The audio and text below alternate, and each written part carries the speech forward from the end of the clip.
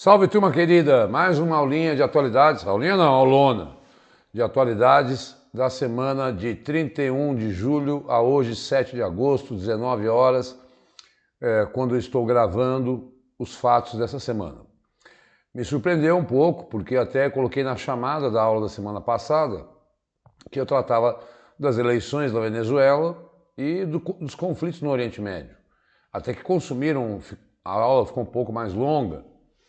E eu estou convocando você aí a acessar o canal do YouTube, você que está assistindo do Vencendo o Concurso no YouTube, e assistir essa aula, porque essa aula é fundamental para entender o processo todo que está se passando na Venezuela.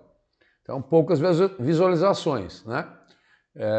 Então, eu chamo a sua atenção pela importância dela para as provas que virão no segundo semestre aí de 2024, tá? Então, vamos lá para discutir até essa novela chamada Venezuela e aproveitar. No momento certo eu chamo sua atenção. Manda um WhatsApp se tiver interesse pelos livros, apostilas de questões inéditas, de atualidades. Já temos um primeiro semestre completo, com mais de 300 questões, e a gente faz promoções aí para quem adquire mais de 3 livros, né, ou 3 livros. Então é só entrar em contato com a gente. Para isso eu deixo os meus endereços aqui. É fundamental porque tem que ser pelo WhatsApp, porque é por ali que eu envio o PDF da aula. Então manda uma mensagem para mim, segue a gente no Instagram. Todo dia eu acordo às 5h20 da manhã para o meu trabalho. E vejo a notícia relevante e já coloco no Instagram. Então isso é um canal de comunicação e de informação que você pode divulgar para os seus colegas, porque não é que eu quero ser uma estrela da internet, longe disso. Você nunca vai vir uma aula minha patrocinada. Já vários colegas me disseram, paga lá um pouco que a divulgação sobe e tal.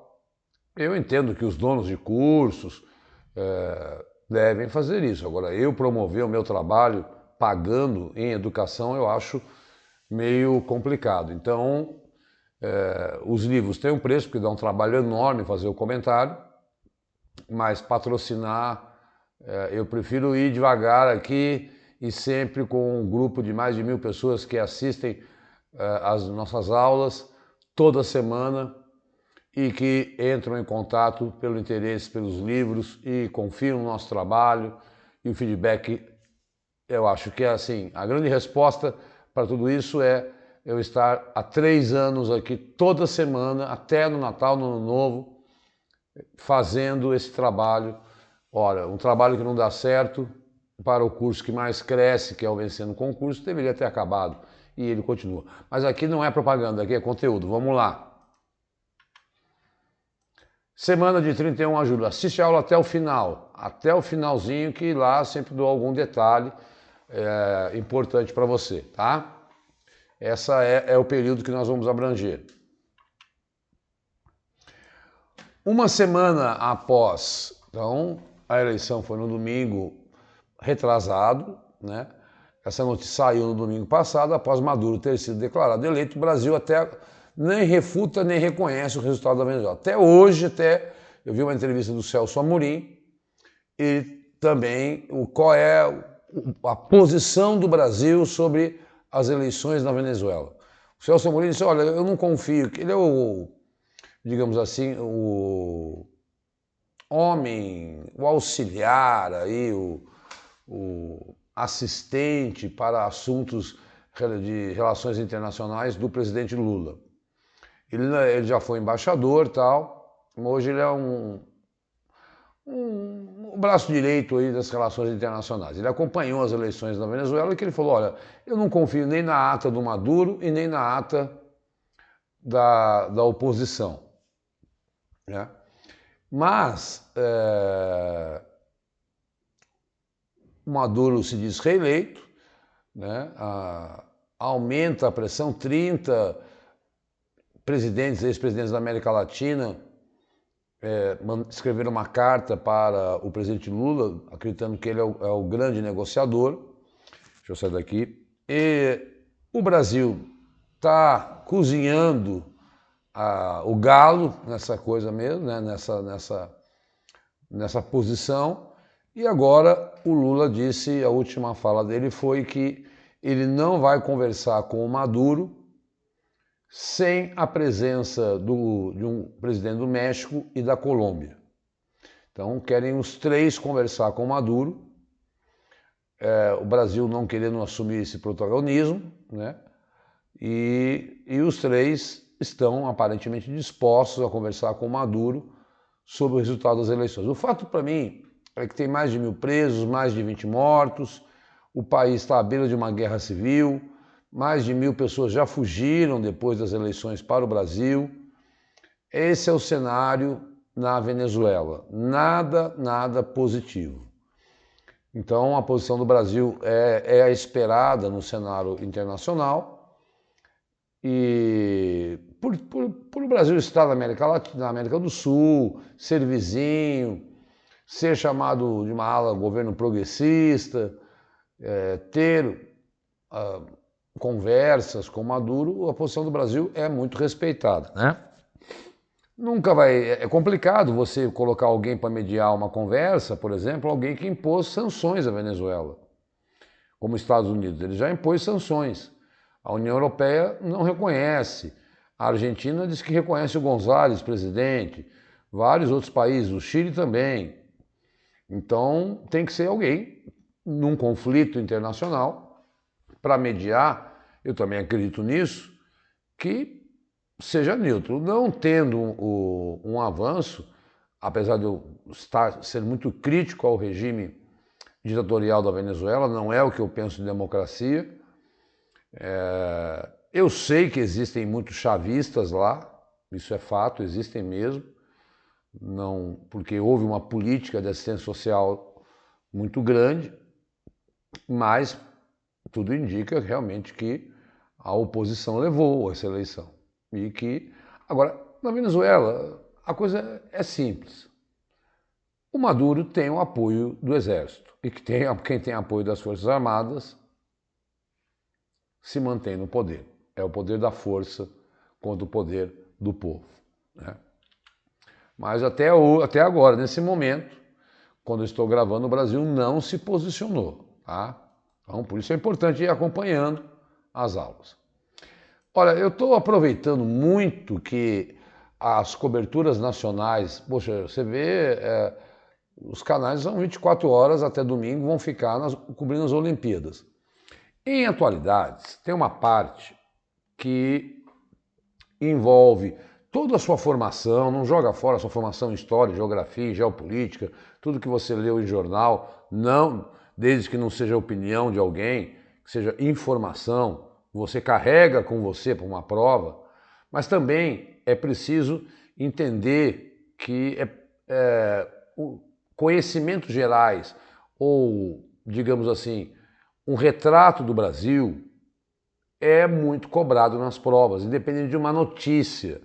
Então, sempre que eu posso e tenho algo que é o retrato do Brasil, eu procuro trazer aqui para você conhecer esse nosso Brasil com conhecimentos gerais. São notícias que saem e saiu durante essa semana essa notícia.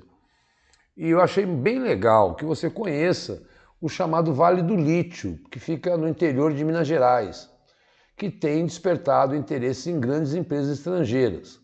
Considerado estratégico para a transição energética, o metal ganhou destaque com o aumento da produção dos carros elétricos. O Brasil, aliás, nesse primeiro semestre, o Brasil já superou todas as compras de carros elétricos no exterior de 2023. Como matéria-prima para baterias, o lítio é uma matéria-prima para bateria. O Brasil é o quinto maior produtor mundial do lítio. A maior parte vem do Vale de Jequitinhonha, lá em Minas Gerais, né? Então, a primeira empresa estrangeira começou a explorar o lítio na região em 2023 e há mais 3 mineradoras de outros países em fase de estudo para implantar outros projetos, ainda em 2024, tá? O lítio ganhou destaque na economia do global devido à sua grande capacidade de armazenamento de energia em um espaço relativamente pequeno e virou matéria-prima para as baterias que compõem carros elétricos, explica o geólogo da Universidade Federal, do Vale do Jequitinhonha. Então, o metal de cor branca acinzentada ganha destaque com o aumento da produção de carros, mas é utilizado matéria-prima para bateria de longa duração desses veículos. Não só nisso. Então nós temos agora o chamado, tem lá o Vale do Silício, aqui o Vale do Lítio, que é lá no interior de Minas Gerais, no Vale do Jequitinhonha. Tá? E aí fica aquela dica do professor, né? Falou em exploração de metal, salvo raras exceções, é Minas Gerais. Tá? Isso é um conhecimento geral sobre o Brasil.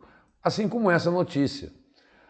A chamada Rodovia da Lama, eu vou mostrar qual é, na Amazônia, espera asfalto há mais de 50 anos.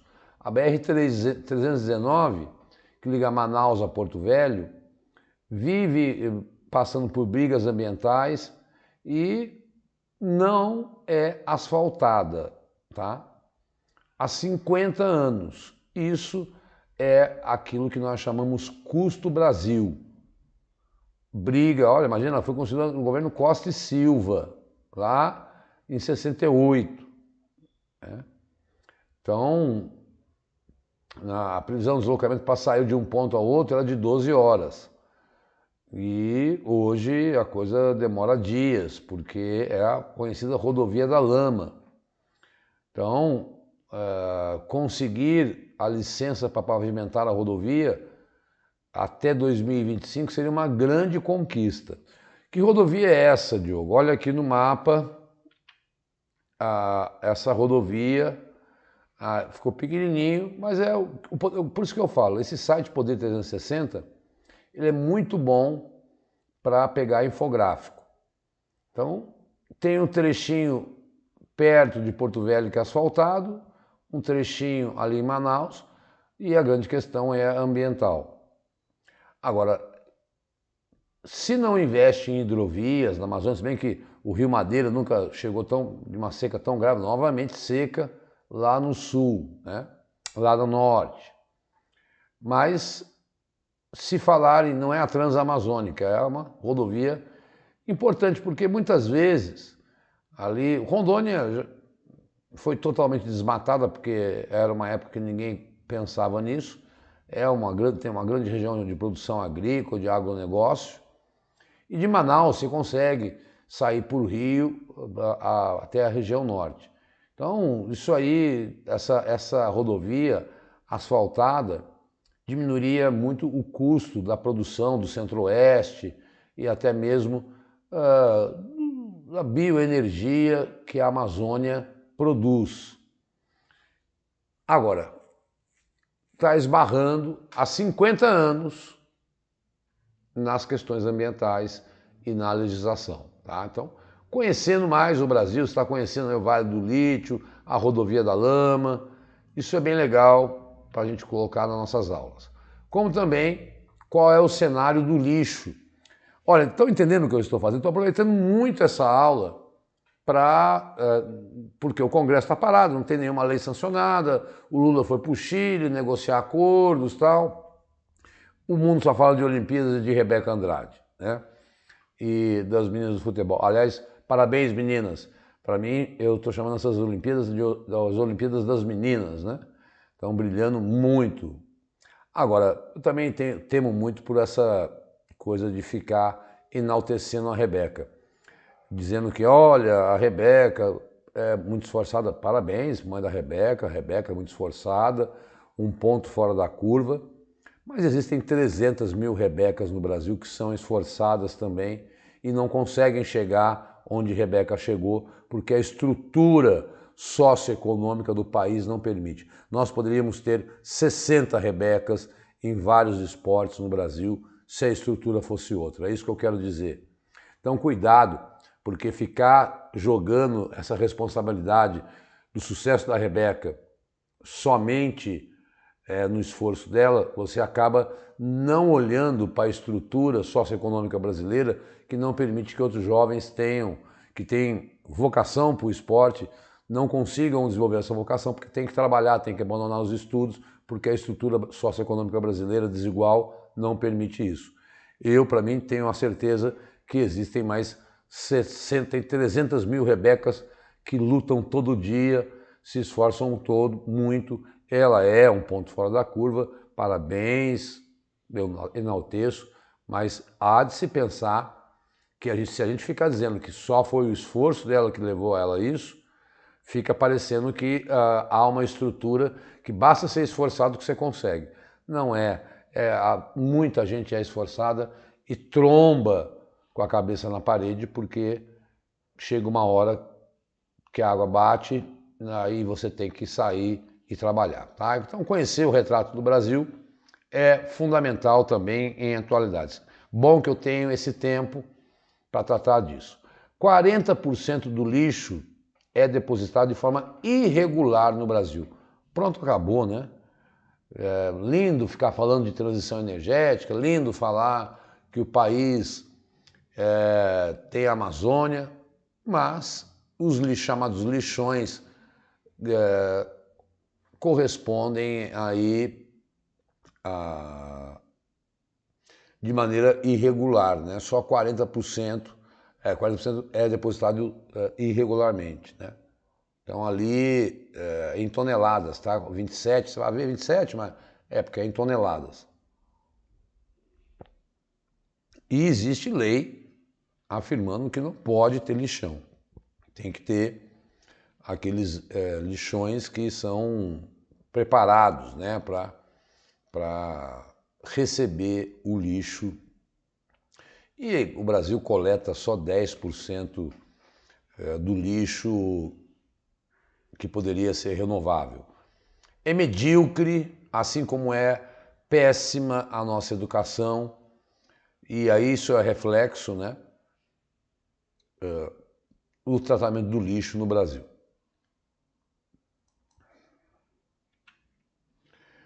Também saiu uma lista essa revista é a revista que mais respeitada do mundo sobre empresas, né, a Fortune.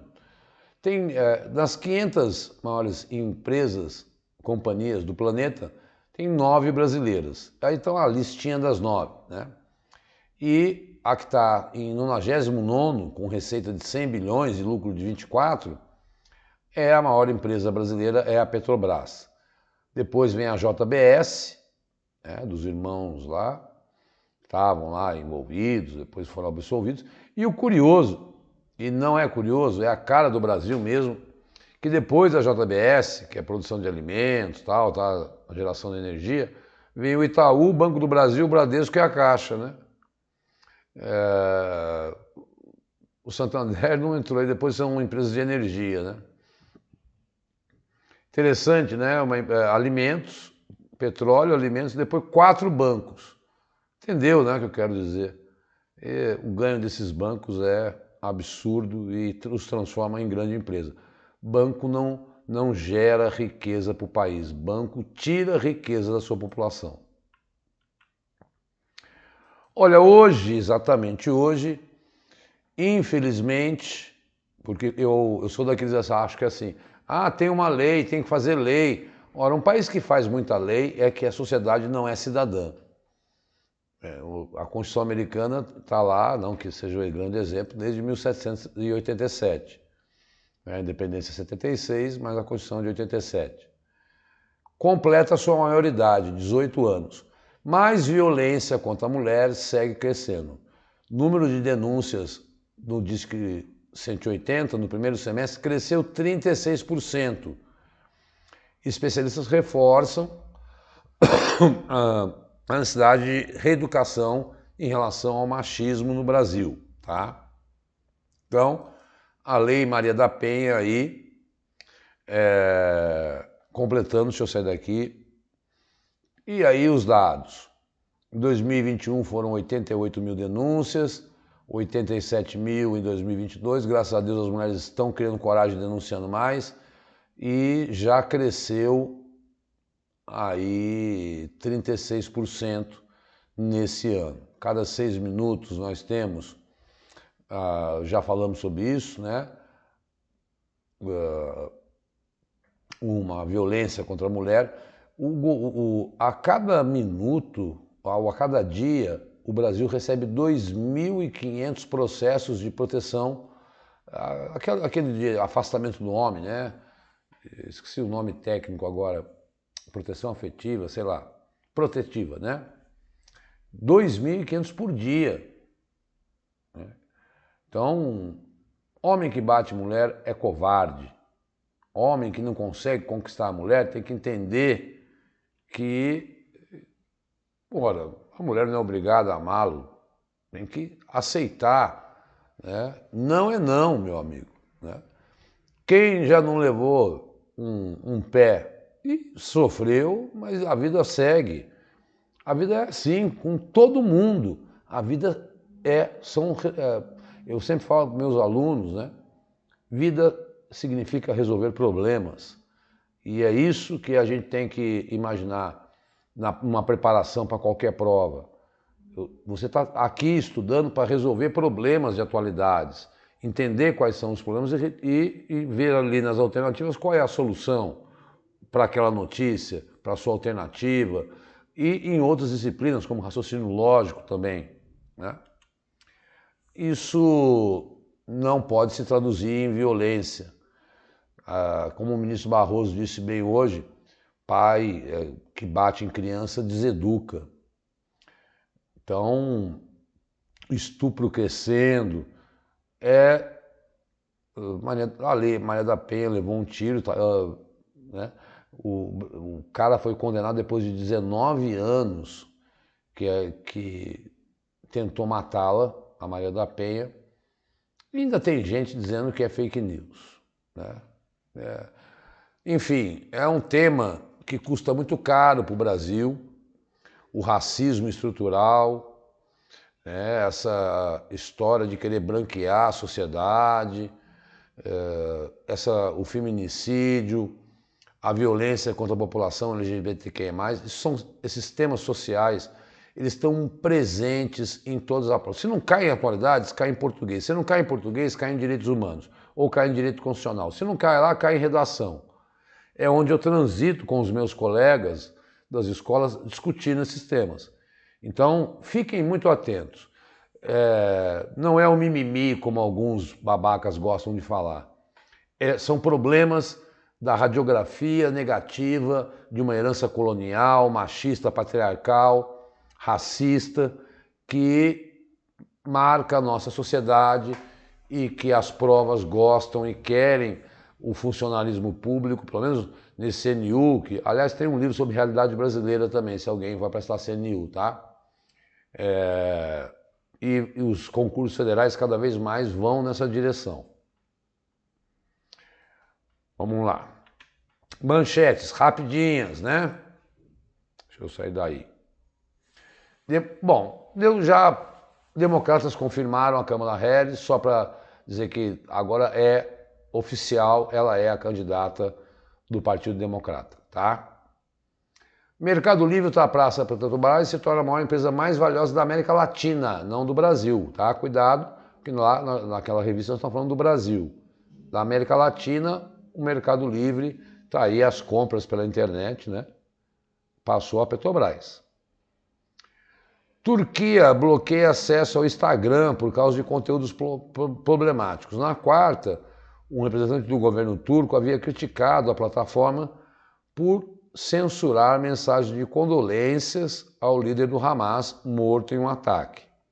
Então, a Turquia bloqueou o Instagram porque a Turquia tem aí, ela é um país de maioria islâmica e ela prestou condolências à morte do líder do Hamas e o Instagram criticou e aí ela reagiu. E assim, por que essa notícia está aí? É bom lembrar e saber que a Turquia está na OTAN, que a Turquia é o país digamos que está fazendo uma ligação do Ocidente com o mundo islâmico. Então, e é um país forte militarmente. Não é bom mexer com a Turquia. Tá?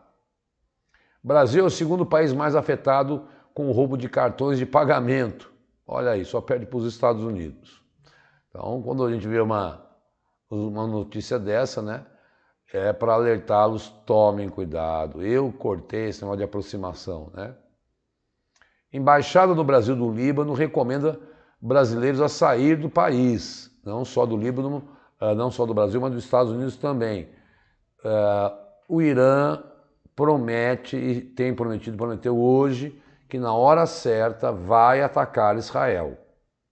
Por isso que eu falei que a aula passada, onde eu explico a escalada da guerra no Oriente Médio, é grande. Então, a embaixada de países ocidentais tem recomendado que as pessoas saiam de lá do Líbano, porque no Líbano tem o Hezbollah e o Irã, o Israel, está em conflito com o Hezbollah.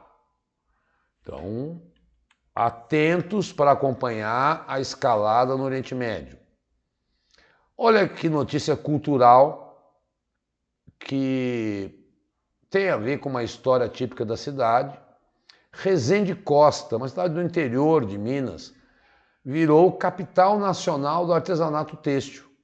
Então, isso vem desde o período colonial. A cidade construiu essa tradição na confecção de artesanato com tapetes, tapeçaria e tal. E ela hoje é a capital nacional do artesanato têxtil. Foi até uma lei, saiu no Diário Oficial, e agora que veio essa informação.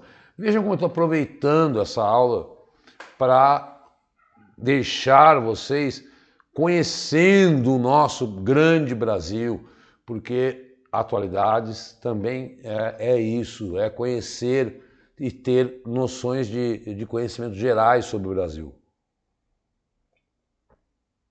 Isso te dá suporte, não só para uma prova local, mas para uma redação, tá?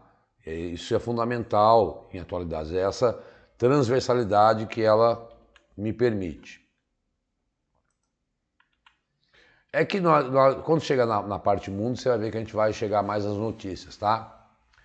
Brasil tem 40%, já falamos isso, né? Percentual supera 60% no Norte e Nordeste, já no Sudeste, só uma continuação daquela notícia. As piores regiões, em média, 40% é inadequado. No Norte e Nordeste chega a 60%. Estrela mais brilhante do Olímpico, Rebeca, é o ouro em solo e ela tornou-se a maior medalhista em Olimpíadas do Brasil, superando Torben Grael e Robert Scheid, que eram que tinham mais medalhas. Somando aí, ela tem 6 medalhas, né, nas 2 Olimpíadas. Estudo, olha só, pessoal, e essa é bem legal, porque a gente joga o problema sempre para as exportações, né? Mas aí, nós do Centro-Sul, você se está assistindo essa aula, não vai carregar esse peso. Estudo revela que a demanda por produtos agropecuários, especialmente de carne consumida no Centro-Sul, é a principal causa do desmatamento, e superando até mesmo a exportação de commodities. Ora, então somos nós aqui, eu estou gravando em São Paulo, aqui do Bexiga, nós que alimentamos o desmatamento da Amazônia para que crie pasto para a gente poder comer carne. Então não fica... isso é bem legal para você ter essa leitura, né? Ah não, porque o Brasil quer ganhar com exportação lá para fora tal, e por isso ele desmata. Não. Como diz a notícia, o estudo, o consumo de nós mesmos, né? Bom, saiu aí a escolha do vice da Kamala Harris, Tim Walz, um sujeito que tem muito... O perfil dele é muito ligado ao mundo rural, então ele é progressista, sim, ele é a favor do aborto. Lá, imagina que nos Estados Unidos eles não davam merenda na escola, e ele aprovou no Minnesota, é governador do Minnesota reeleito, e foi indicado para tentar roubar uns votinhos do Trump. Tá? Tudo essa jogada, né? Pegar alguém que possa tirar uns votinhos que pega o perfil do eleitor do Trump. Então, já temos aí uma chapa completa para as eleições americanas dos dois lados. Bom, agora sim, como eu falei, o mundo das notícias lá de fora está mais atual do que o mundo das notícias aqui dentro. Sem mostrar atas, Conselho Nacional Eleitoral reitera a vitória de Maduro. Ele controla isso. Na sexta-feira, ele novamente falou, olha, teve 52% contra 43%, e vários países do mundo, a União Europeia inteira, o Chile, a Argentina, o Uruguai, não reconhecem essa vitória. E há, como eu falei no início da aula, por isso que é importante assistir a aula até o final, que o México, a Colômbia e o Brasil estejam juntos para negociar aí. Deixa eu até bolar uma questão para o livro 20 sobre isso. Vou até anotar aqui, ó. México, Colômbia e Brasil. Bom, eu estou anotando, porque às vezes o que sai a questão? Quais são os países que vão mediar a conversa sobre as eleições na Venezuela? Aí México, Colômbia e Brasil. Dá para fazer uma questãozinha comentada sobre isso, que eu acho importante estar acompanhando. É desse modo que eu penso os meus livros. Eu não bolei essa questão ainda, mas eu já tinha pensado nisso, mas é bom anotar. É sempre assim, viu, pessoal? Uma grande dica, quando aparecer uma notícia e você acha importante, ande com um caderninho ou no seu celular mesmo, lá no bloco de notas, anote aquela notícia, porque a gente esquece, né? Eu li que esse Caio Bonfim, que ganhou medalha de prata lá na marcha olímpica, ele acorda de madrugada porque ele sonha com técnicas novas. Olha que loucura a cabeça do cara. Ele acorda de madrugada e no quarto ele fica treinando aquela técnica que ele pode aprimorar.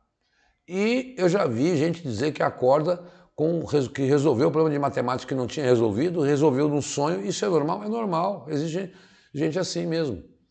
E anota. Isso é normal, tá? Mas, olha aí, não estou viajando não, o nosso cérebro é muito louco mesmo, há muito a desbravar, sabe-se muito pouco sobre ele. Mas o que o Maduro está fazendo? Como ele controla todas as instituições federais, ele fica batendo na tecla, olha, tá aqui, ó, ganhei mesmo. Tribunal Superior, Suprema Corte convocou todos os candidatos. Os caras com medo do Maduro falam, não, aceitamos o resultado, só o Gonzalez que não. Né? Então, ele está tentando dar uma demonstração para o mundo, mas ele não abre. Cadê as atas? Essas atas precisam ser mostradas. É essa a situação. E não numerei. Após Estados Unidos, chanceleres da Argentina e do Uruguai dizem que Gonzalez ganhou a eleição. Então, aquilo que eu falei. Vários países confirmando, a União Europeia inteirinha, o Chile, há uma grande parte do mundo dizendo, olha,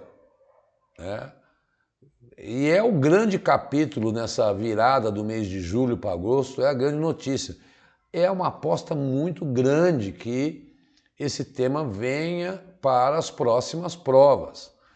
Tá? Então, acompanhar esse noticiário e saber e assistir às aulas aqui, e eu vou na aula que vem com certeza voltar a falar de Venezuela, porque nós estamos falando do país com a maior reserva de petróleo do mundo, que já produziu 6 milhões de refugiados e que vive uma ditadura e que passou por uma eleição. Tá? Então, muita gente não aceitando. Trocas de prisioneiros. Prisioneiros libertados pela Rússia desembarcam nos Estados Unidos após o maior acordo desde o fim da Guerra Fria, desde 91. Lá se vão 35 anos. O acordo foi negociado em segredo por mais de um ano, envolvendo 24 prisioneiros e 8 países. Então, troca de prisioneiros que eram considerados espiões, né, entre Estados Unidos e Rússia. Pessoal, isso é comum, mesmo entre Rússia e Ucrânia, entre Israel e Hamas, eles, mesmo estando em conflito, mesmo pensando diferente, há sempre essa troca, negociação diplomática para trocar prisioneiros. E a maior troca feita desde o fim da Guerra Fria. A Rússia, que era a antiga União Soviética, que vivia em choque com os Estados Unidos, naquele modelo capitalismo versus socialismo, não havia feito uma troca tão grande como essa, negociada por Estados Unidos e vários países. 24 prisioneiros foram libertados, tá? Em troca... E assim, ficou em segredo, você vê que ficou um ano eles negociando e não vazou essa informação. Então, é a maior troca, tá? Envolvendo 24 pessoas aí. Então, a Rússia libertou 16 jornalistas, né, que foram presos e os Estados Unidos também, tá? Então a gente vê assim, eles estão brigando, mas também estão negociando. Uma notícia saiu sobre os rios voadores. Rios voadores, definindo, são colunas longas e largas de vapor d'água que geralmente emergem dos trópicos e se movem em direção aos polos. Eles carregam cerca de 90% do vapor de água que se move pelas altitudes médias da Terra. Nem todos os rios atmosféricos causam danos, especialmente se forem de baixa intensidade, e alguns têm um papel importante na regulação das chuvas em determinadas regiões do globo. Gente, são rios voadores mesmo, são essas colunas de vapor de água, no caso do Brasil, saem da Amazônia e vêm regular as chuvas aqui no Sudeste e no Sul. Chega até no Paraguai, para você ter uma ideia. Esse vapor que sai da Amazônia vira um rio voador e vai indo na atmosfera e vai até o Paraguai. O que aconteceu no Sul é que houve um bloqueio.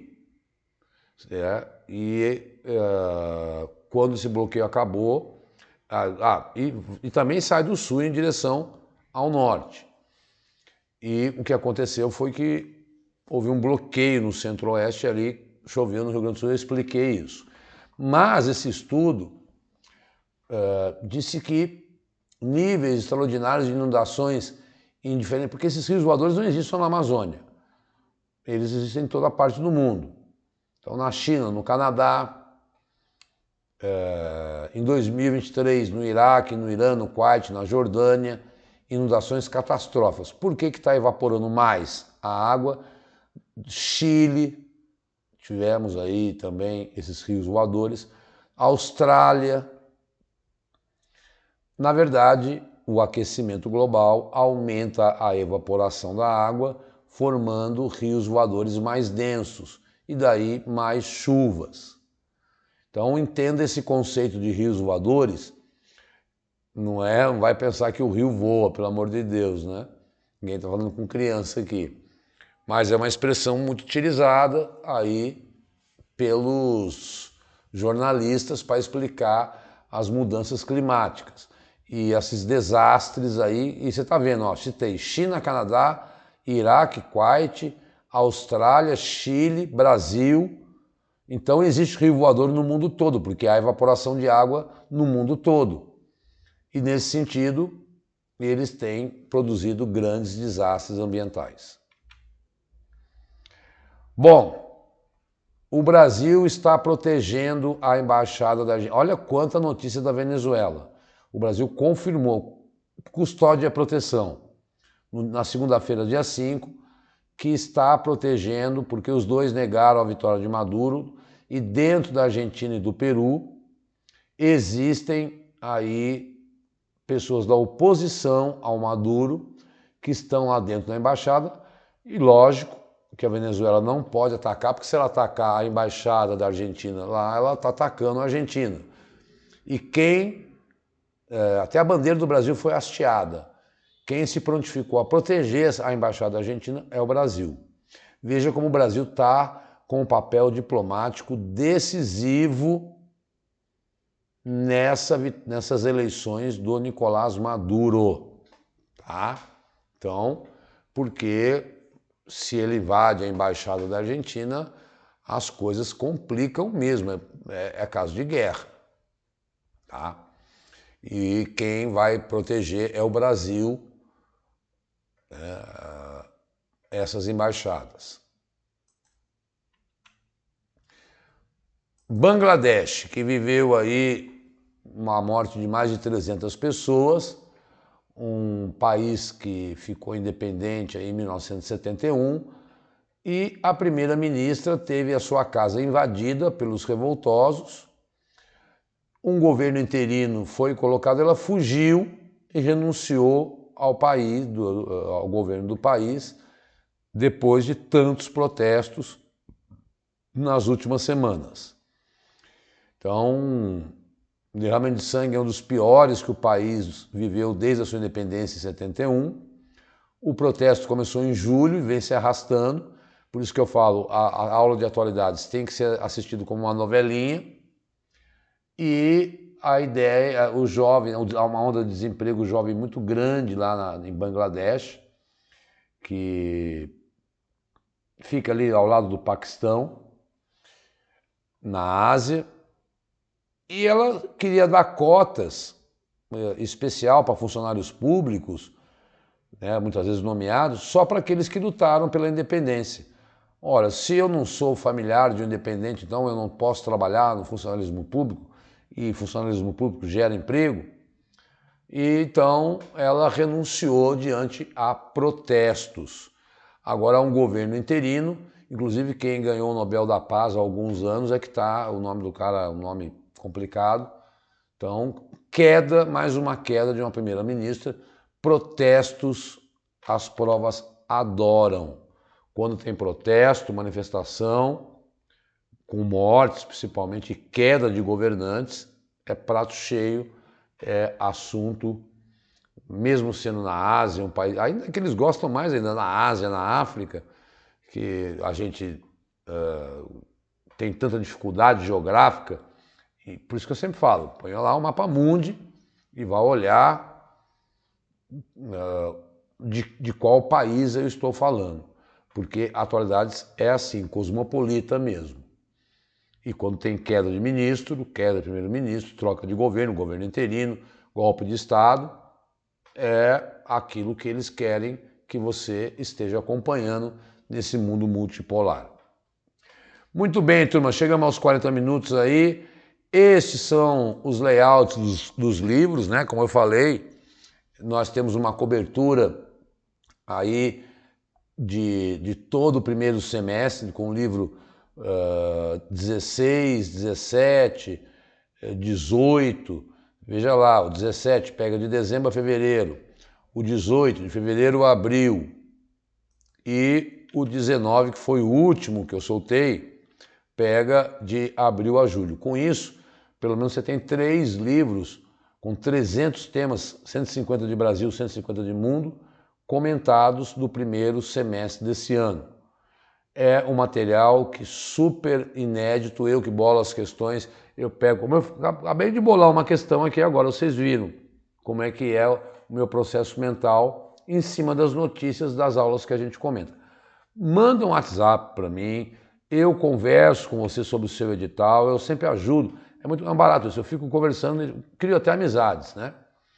E olha, meu edital, passei no concurso, passei no outro, tal, vou prestar, tem mais livros aí, professor? Eu comprei lá o 9, o 10, agora vou prestar um outro concurso. Então eu tenho aí o meu time de fiéis que sempre espera e adquire o livro, porque hoje uma menina queria conhecer o trabalho, eu falei, tá bom, eu vou te dar de graça o 15 para você conhecer. Pede, você quer conhecer? Eu também acho que um tiro no escuro não conheço esse professor, estou vendo pela primeira vez a aula dele. É só entrar no canal do Vencendo Concurso, que você vai ver que toda semana em vídeos eu gravo atualidades. Manda o WhatsApp e entre em contato com o Cristiano no Vencendo Concurso, porque lá eu digo que eu brinco que isso é uma máquina de dar aula. Saiu um edital no Brasil, em qualquer parte do Brasil, e às vezes você está solteiro e quer mudar de vida, de região, tem lá uma análise do edital do órgão público municipal, estadual, federal.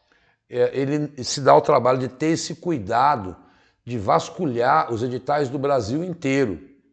Por isso ele cresce assustadoramente e tem assinatura. Então eu recomendo demais, não só por causa da minha aula gratuita aqui, que eu agradeço a sua confiança, a sua fidelidade, peço que assista, entre em contato. O livro é meu ganha-pão, porque dá um trabalho louco produzir questões. Então eu cobro R$25 cada exemplar e por isso eu faço promoção. Eu ganho na venda na quantidade.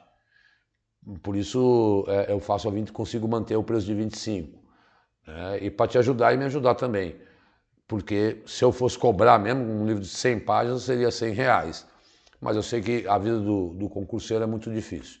Um forte abraço, até a semana que vem, que eu já passei 46 minutos. Meu Deus. Obrigado, pessoal. Assistam os vídeos anteriores. Até a próxima aula.